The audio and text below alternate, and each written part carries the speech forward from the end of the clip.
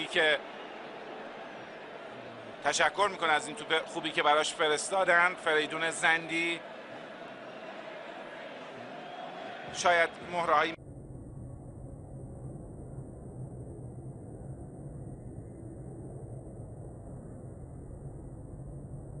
مثل میلاد میداودی، حتی آندرانیک تیموریان اگه شرایط بازی رو واقعا پیدا کرده باشه که اسمش رو نیمکت نشینا رد شده، و گوران بیرکوویچ ذخیره‌ای که معمولا میاد به بازی، علی خسیف،